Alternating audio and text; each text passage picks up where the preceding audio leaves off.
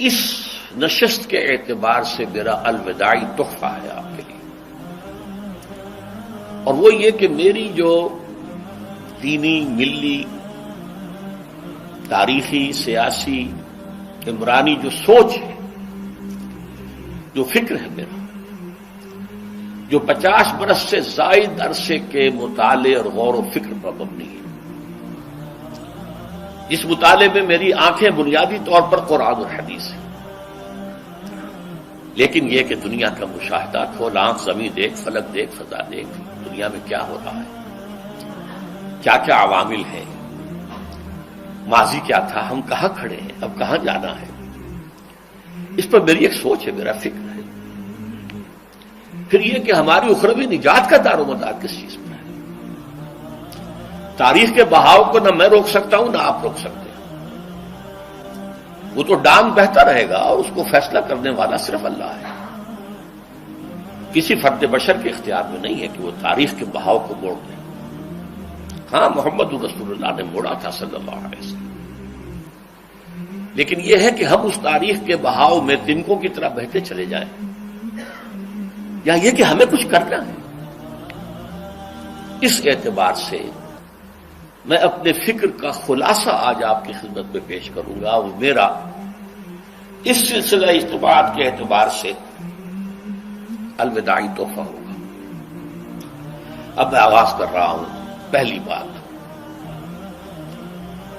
اس سبب میں 3 باتیں مجھے کہنی ہیں۔ سب سے پہلی بات یہ کہ زندگی کی سب سے بڑی حقیقت موت ہے۔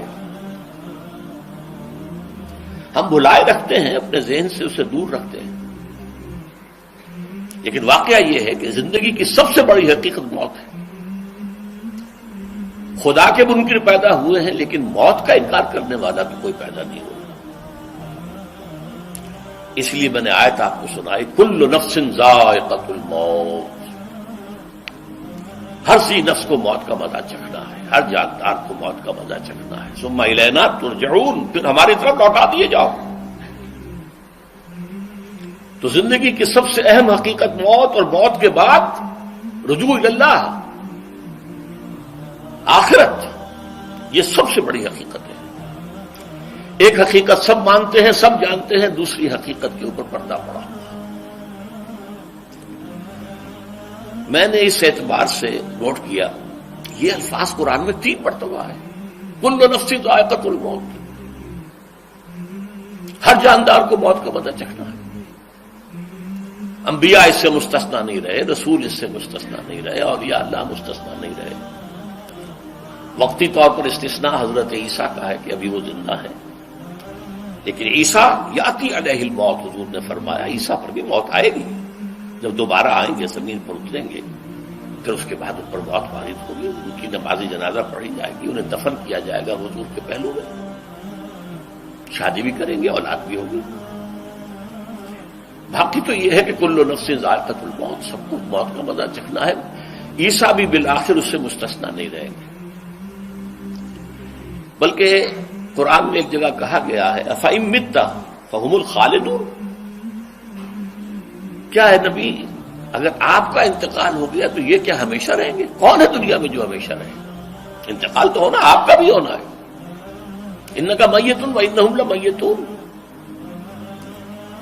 یہ تو مختصر ترین الفاظ تھے۔ اس سے آگے بڑھیے، سورہ انبیاء میں فرمایا کل نفس ذائقۃ الموت وَنَبْلُوكُمْ بِالشَّرِّ وَالْخَيْرِ فِتْنَةً وَإِلَيْنَا تُرْجَعُونَ، ہر جاندار کو موت کا مزہ چکھنا ہے، اور اس سے پہلے پہلے ہم تمہیں آزماتے رہیں گے، خیر کے ذریعے بھی، بھلائی دے کر، صحت دے کر، دولت دے کر، اولاد دے کر، شہرت دے کر، اور برائی کے ذریعے سے بھی، تنگ دستی دے کر، بے عزتی دے کر، اہانت دے کر، ذلت دے کر، وَإِلَيْنَا تُرْجَعُونَ، اور پھر ہماری طرف لوٹائے جاؤ گے۔ یہ وہ دوسری حقیقت جو میں نے کہا کہ جس پر پردہ پڑا ہوا ہے، بہت بڑا پردہ ہے۔ لوگ یہی سمجھتے ہیں کہ یہی دنیا کی زندگی ہے۔ قرآن کہتا ہے ان الدار الآخرۃ لہی الحیوان لو کانوا یعلمون، یہ تو آخرت والی زندگی ہے جو اصل زندگی ہے، کاش کہ انہیں معلوم ہوتا۔ اس سے بھی زیادہ تفصیل سے یہ آل عمران میں آئی ہے آیت، کل نفس ذائقۃ الموت وانما توفون اجورکم یوم القیامہ، ہر جاندار کو موت کا مزہ چکھنا ہے اور پھر تمہیں پورا پورا تمہارا اجر اور بدلہ دے دیا جائے گا قیامت کے دن۔ فمن زحزح عن النار وادخل الجنة فقد فاز، جو کوئی آگ سے بچا لیا گیا اور جنت میں داخل کر دیا گیا وہ تو کامیاب ہو گیا۔ اللہم ربنا اجعلنا منہم، اللہم ربنا اجعلنا منہم، اللہم ربنا اجعلنا منہم۔ وما الحیات الدنیا الا متاع الغرور، اور دنیا کی زندگی تو سوائے دھوکے کے سامان کی اور کچھ نہیں۔ دھوکہ کس معنی میں؟ یہ تمہیں اصل زندگی سے غافل کر دیتی ہے۔ تم کہیں سفر پر جا رہے تھے، تمہارا کہیں گھر تھا، تمہیں واپس آنا تھا، تم راستے ہی میں کسی دلچسپی میں ایسے مگن ہوئے کہ گھر بار سب بھول گئے۔ یہ تو تمہارا عارضی سا سفر تھا، تم نے اسی کو اپنی منزل بنا لیا، اپنا ٹھکانہ بنا لیا، تو دھوکہ دیا اس نے تمہیں۔ ویسے دنیا کی زندگی دھوکہ نہیں ہے، بڑی حقیقت ہے، اس لیے کہ حضور نے فرمایا انما الدنیا مزرعۃ الآخرہ، یہ دنیا آخرت کی کھیتی ہے، یہاں بو گے تو وہاں کاٹو گے، یہاں کچھ کمائی کرو گے تو وہاں اس کا بدلہ ملے گا۔ اس اعتبار سے دنیا بہت بڑی حقیقت ہے، ایک ایک لمحہ بہت بڑی قیمتی شے ہے، لیکن اگر یہ دنیا تمہیں آخرت سے غافل کر دے تو اس سے بڑا دھوکے باز اور کوئی نہیں۔ یہ اصل دجال ہے۔ میں نے تقریباً 60 برس کی عمر کو جب میں پہنچا تھا تو موت کا انتظار شروع کر دیا تھا۔ میرے قریبی احباب کو معلوم ہے، میں کہتا رہا، یہ بھی کہتا رہا کہ بھائی میں اپنے حصے کا کام کر چکا، جتنی صلاحیت اللہ نے دی تھی، جتنی بھی میرے اندر استعداد تھی، میں اس کو بھرپور طریقے پر استعمال کر چکا۔ دم واپسی برسر راہ ہے عزیز و اب اللہ ہی اللہ ہے، یہ میرا معاملہ رہا ہے 60 برس کی عمر سے۔ اس کے بعد اللہ نے مزید 14 برس دیے ہیں، یہ نافلۃ لک کے درجے میں کہتا ہوں، اس کا اللہ کا عطیہ خصوصی ہے، نفل ہے، ہمیشہ کہتا رہا ہوں۔ مسنون زندگی تو 61 برس ہے ہمارے حساب سے۔ علامہ اقبال کے بارے میں سنا ہے کہ رویا کرتے تھے کہیں میری عمر حضور کی عمر سے زیادہ نہ ہو جائے۔ وہ 6 مہینے کم ہی رہی ہے حضور کی عمر سے۔ جو حضور کی عمر تھی وہی حضرت ابو بکر کی، وہی حضرت عمر کی، وہی حضرت علی کی۔ ہاں حضرت عثمان 82 برس کے ہوئے ماشاءاللہ۔ پھر یہاں کے مجددین میں سے وہی عمر حضرت شیخ احمد سرہندی کی، وہی شاہ ولی اللہ دہلوی کی۔ ہاں شیخ عبدالحق محدث دہلوی رحمۃ اللہ علیہ 82 برس کے ہوئے۔ لیکن یہ میں کہا کرتا تھا مسنون عمر تو 61 برس ہے، جسے ہم 63 کہتے ہیں وہ اصل میں ہمارے حساب سے 61 بنتا ہے۔ وہ 63 قمری ہے، جو 9 دن کم ہے، قمری سال جو ہے وہ شمسی سال سے۔ بہرحال میں اس وقت سے منتظر تھا، لیکن جو بھی وقت اللہ نے دیا ہے اللہ کا شکر ہے، وہ مفید کاموں میں لگا ہے۔ ان میں خاص طور پر میں سمجھتا ہوں کہ اللہ کا مجھ پر سب سے بڑا احسان، اور مجھے پر نہیں، بہت بڑے پیمانے پر لوگوں پر جو احسان ہوا ہے، وہ میرا 1998 کا دورہ ترجمہ قرآن ہے جو کراچی میں ہوا تھا۔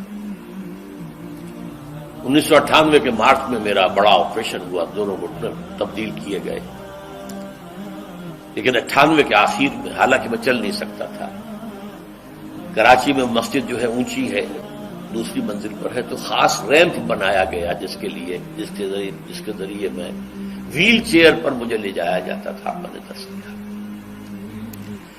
اس درس کی گزشتہ چند سالوں سے پوری دنیا میں جو گونج ہوئی ہے اللہ کے فضل و کرم سے، اللہ کی کوئی حکمت خداوندی اس کے ساتھ وابستہ ہے۔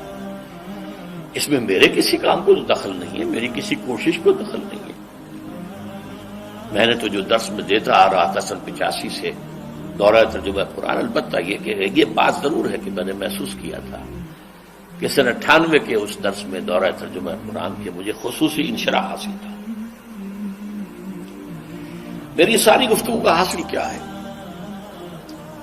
دیکھیے، نظریاتی تحریکوں کا تعلق اشخاص سے نہیں ہوتا، ٹھیک ہے، کوئی اس کا داعی ہوتا ہے، کوئی اس کا مؤسس ہو جاتا ہے، کوئی اس کا آغاز کرنے والا ہوتا ہے، لیکن نظریاتی تحریک افراد سے وابستہ نہیں۔